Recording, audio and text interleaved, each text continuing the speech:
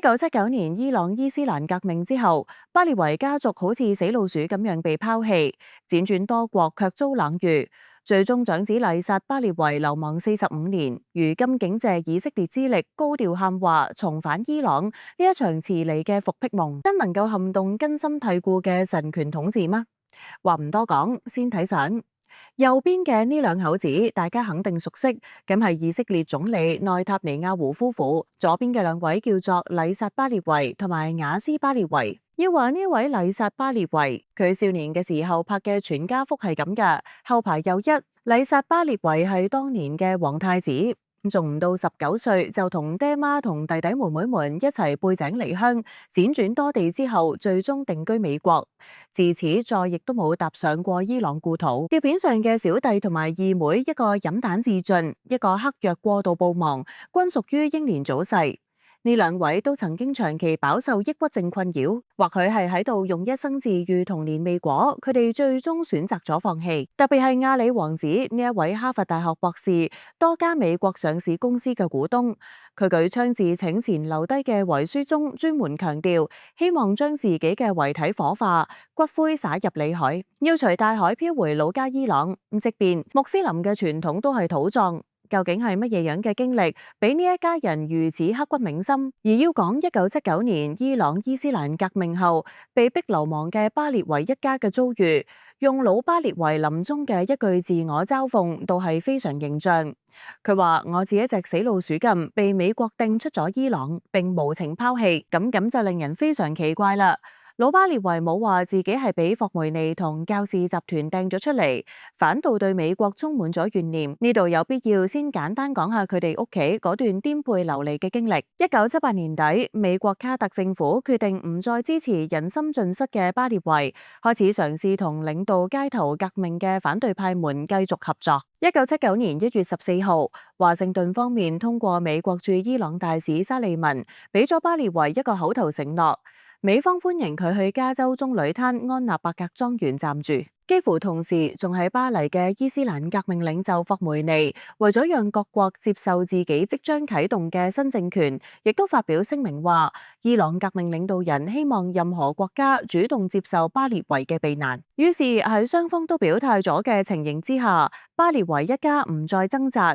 喺2日之後嘅1月16號乘飛機匆匆離開伊朗。按照既定路線，巴列維要先到埃及休整，之後又去咗路友摩洛哥國王哈桑二世嗰度洗住。然而受伊朗伊斯蘭革命嘅影響，摩洛哥國內亦都出現咗反君主制、反世俗統治嘅運動。再加上哈桑二世正暗中打算同伊朗新政權建立關係，佢居然不顧之前嘅老交情，狠心落咗逐客令。巴列維全家瞬間面臨住無處可去嘅窘境。之前美國許諾嘅將佢哋全家安置喺加州棕櫚灘安納伯格莊園，嗰個環境風光一流嘅養生度假勝地嘅計劃被一再推遲，因為呢一個時候嘅美國正喺度嘗試同伊朗新政權接觸。畢竟對於美國嚟講，邊個掌權、信乜嘢神呢啲都唔重要，能唔能夠為其所用、好唔好用咁先至係關鍵。所以美國亦都開始回答被收留巴列維全家，咁最終定係基辛格出面俾巴列維聯繫咗一個離美國非常近嘅加勒比島國巴哈馬，俾佢哋全家飛去暫居。喺呢一段時間，巴列維身體急劇惡化，早喺1974年佢就被診斷出咗慢性淋巴細胞白血病，狀態一直都唔好。喺巴哈馬，巴列維又被法國醫生確診患上咗淋巴癌晚期。由於巴哈馬嘅醫療條件唔足以治療咁樣嘅大病，巴列維轉到咗墨西哥。喺墨西哥逗留4個月之後，終於得以入境美國，住進咗紐約嘅一家醫院，準備手術。就喺呢個節骨眼上，伊朗人質事件爆發，讓美國陷入咗異常被動嘅局面。1979年11月30號，手術啱過1個幾星期嘅巴列維拖住病軀，被逼離開紐約嘅醫院。悲劇嘅係，地球咁大，佢哋一家人卻唔知道應該去邊度落腳。美國冷酷嘅向病床上插住一身管子嘅巴列維宣布：你哋全家嘅簽證即將到期，且不能延期。巴列維隨後又向之前關係好唔錯嘅英國發出治病申請，英政府秒回，目前唔方便，你試下其他屋企啦。回墨西哥繼續養身體啦。墨西哥一睇，亦緊急主動告知墨方已經唔準備再接納佢哋一家。最終着急要擺脫巴列維嘅美國人不由分說咁將佢哋一家直接塞進咗飛機，送到咗德克薩斯州嘅一個設施簡陋嘅精神病療養中心，暫時歇腳。隨後又把國王一家再次塞進飛機，掟俾咗中美洲嘅軍政府獨裁國家巴拿馬。幾經折騰之後，佢哋被一架直升飛機送到咗一個名叫孔塔多拉小島嘅軍事基地。巴拿馬總統托里霍斯係個軍人出身嘅獨裁者，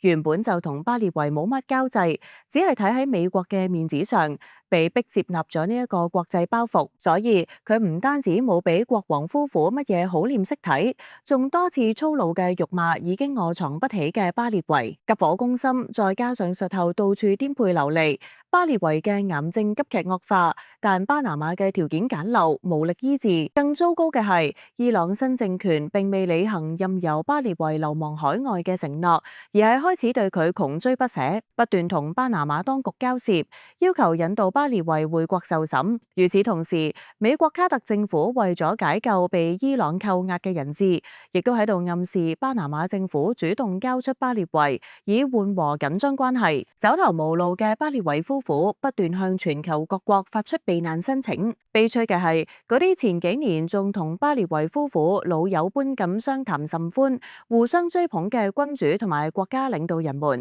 呢一個時都選擇咗視而不見。除咗佢哋開啟流亡生涯嘅第一站埃及，埃及總統薩達特以同伊朗伊斯蘭共和國直接斷交為代價，主動接納咗國王一家人，並提供咗最高規格嘅政治庇護，仲舉全國之力為巴列維治療癌症。1980年7月，巴列維國王喺埃及離世，終年61歲。薩達特總統再次不懼各方壓力，親自為佢主持咗體面嘅高規格國葬。所以咁睇，對於巴列維兩個年紀較細嘅兒女嚟講，同之前嗰種童話咁嘅王子公主生活相比，佢哋嘅呢一段兒時經歷，確實算得上係一世嘅陰影啦。此外，從呢一段經歷中，咁哋亦都唔難睇出，早喺40幾年前，巴列維家族就已經被國際主流社會拋棄，咁以後流亡海外嘅剩餘家族成員，亦都早已經放棄復辟，幾乎冇掀起過乜嘢浪花。巴列維死後，伊朗新政權並未繼續追討佢嘅家人，佢同法拉赫生嘅4個兒女兜兜轉轉，又去咗美國定居，或許係被美國傷透咗心。法拉赫並未選擇同兒女們住喺一齊，而係獨居喺法國巴黎。晚年接連經歷白髮人送黑髮人嘅厄運，法拉赫早已經消沉落去。巴列維嘅二女兒法拉赫納茲靠住老爹嘅留低嘅家族財富，喺美國商界搞得風生水起。法拉赫納茲同自殺嘅小弟阿里關係非常密切。阿里死後，佢徹底遠離咗政治同埋公眾視線，過住自由優裕嘅生活。剩低嘅就係開頭照片上同內塔尼亞胡合影嘅巴列維國王嘅長子，曾經被立為王儲嘅禮薩巴列維。長期以嚟，只有佢仲保持住活躍，喺歐美嘅伊朗流亡社區中擁有一定聲望。即便如此，考慮到禮薩巴列維18歲就開始流亡，並冇經歷過伊朗嘅內部政治鬥爭，老王子其實唔點樣具備參與權力爭奪嘅基本能力同埋水平。而且禮薩巴列維年輕嘅時候就曾發表過多篇文章，宣稱自己無意恢復君主制，目標係促成伊朗建立政教分離嘅民主制度，呼籲國際社會支持伊朗對抗宗教統治嘅民主運動。由於忌憚伊朗伊斯蘭共和國嘅壓力，長期以嚟各個西方國家對禮薩巴列維嘅態度都非常冷淡，一毛子都唔願意往佢身上投。只有以色列對呢一位老王子表現得比較熱情。2023年4月，禮薩巴列維和夫人仲受邀訪問咗以色列，享受咗好高嘅接待規格。喺時任以色列嘅情報部部長加姆利爾嘅陪同下，會見咗以色列總理內塔尼亞胡、總統赫爾佐格，期間仲參加咗以色列嘅多個活動，包括參觀大屠殺紀念日活動、前往恰場禱告等等。時間一闖，到咗2025年嘅夏天，喺以色列嘅不斷試探同埋猛烈打擊之下，伊朗終於暴露咗外強中乾嘅本質。於是我哋睇到麗薩巴列維突然就亢奮咗起嚟，佢發表激情講話話，國內外有一個由愛國伊朗人組成嘅龐大聯盟，隨時準備介入為我哋嘅國家服務，並同我哋嘅地區實現和平。我會盡我嘅職責，我將響應同胞們嘅號召，挺身而出，監督向民主嘅和平過渡，以及伊朗重返國際社會。佢嘅呢一番意思簡單歸攏大致係，一旦而家嘅神權政權被推翻，佢將牽頭組織過渡政府，暫時領導民主進程。只係先唔講呢個目標能唔能夠實現，就睇一個好具諷刺意味嘅事情。年輕時嘅麗薩巴列維曾堅持反對任何國家軍事打擊伊朗，無關係邊個政府掌權嘅伊朗。早喺1980年代兩伊戰爭嘅時候，佢就曾經主動請求作為空軍飛行員回國參戰，為祖國效力，但遭到無情拒絕。然而呢一次以色列對伊朗發起打擊之後，麗薩巴列維卻大讚以色列係喺度推動對抗宗教統治嘅民主運動。藉住呢一次機會，巴列維王朝真係能夠復辟咩？答案基本可以確定唔現實。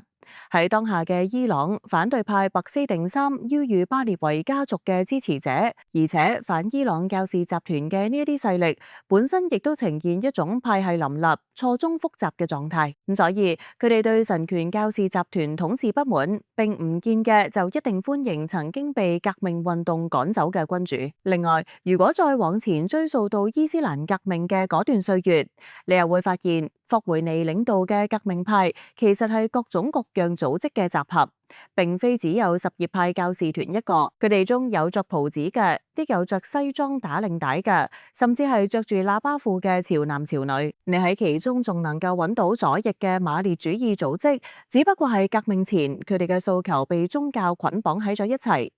革命勝利之後，教士集團巧妙咁摘咗果子罷啦。而麗薩巴列維呢一位老王子已經離開咗伊朗45年幾，目前既冇現成嘅政治組織，亦都缺乏實質性控制能力。更何況多年嚟，伊朗自身改革派嘅力量一直喺度不斷壯大。咁即便係真變天啦，美國同以色列亦都好難直接扶持一個自己嘅勢力代言人上台。所以以色列只要腦子正常，係唔太可能將寶押到一個當年好似死老鼠咁被掟出伊朗嘅皇室家族後人身上嘅。大家有冇發現，從君士坦丁到北非沙漠，從中亞嘅興都庫什到亞丁灣，除咗最正統嘅聖裔後人約旦哈希姆皇室，幾乎所有改穿西裝嘅皇族都滅亡咗，堅持着袍子嘅都仲活嘅好好噶。原創不易，中意我哋嘅請俾我哋點一個免費嘅讚同訂閱，感謝大家嘅支持。